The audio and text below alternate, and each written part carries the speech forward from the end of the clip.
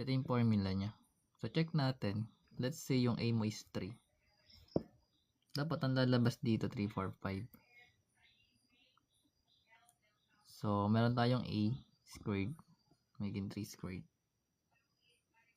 Plus, ito magiging 3 squared minus 1 over 2 squared equals yung 3 squared plus 1 over 3. 2 pala. Naka-squared. So, ito 3 squared. Nilagay natin 3 squared lang. Plus, yung 3 squared minus 1 magiging 9 minus 1, diba? Which is magiging 8. 8 over 2 magiging 4. 4 squared. 4 squared. Equals, ito naman, 3 squared magiging 9. Plus 1 magiging 10. Over 2 magiging 5. So, magiging 5 squared. So, ito na yung 3, 4, 5. Diba right triangle to? 3, 4, 5. So, ganun din yan kapag sa 7. Ay, sa 5 muna. Diba pag 5, dapat 5, 12, tsaka 13. So, let's say yung 5. So, magkakaroon ka ng 5 squared. Tapos dito, magkakaroon ka ng 5 squared minus 1 over 2 squared equals yung 5 squared plus 1 over 2 na naka-squared din. So, 5 squared, lagay mo lang. Then plus 5 squared is 25 minus 1 magiging 24. 24 divide 2 magiging 12 equals 5 squared 25. 25 plus 1, that is 16. 26 pala. 26 over 2 magiging 13.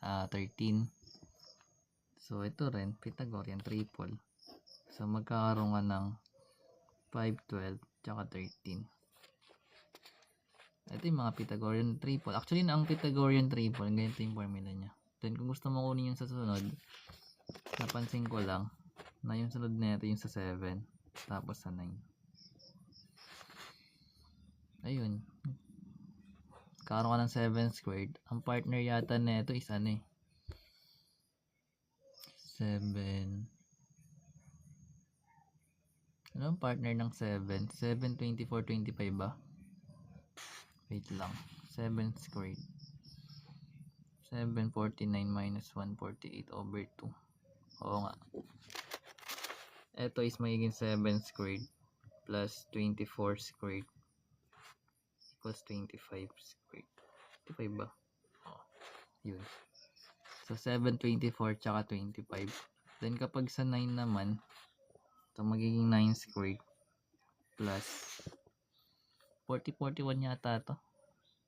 So, 9 squared, 81 minus 1, 80 divide 2, magiging 40.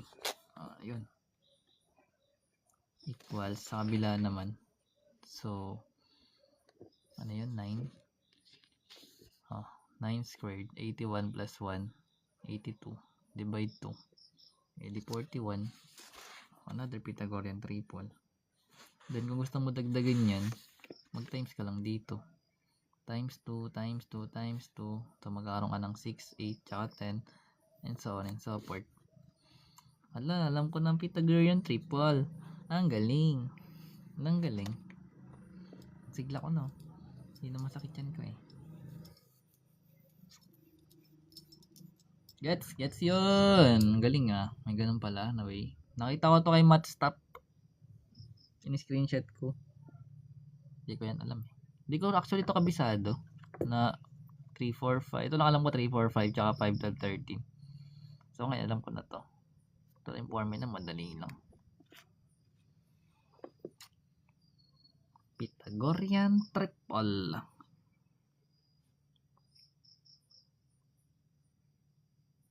Siyempre, kung kukunin mo dito 4, magkakaroon ka dyan ng fraction.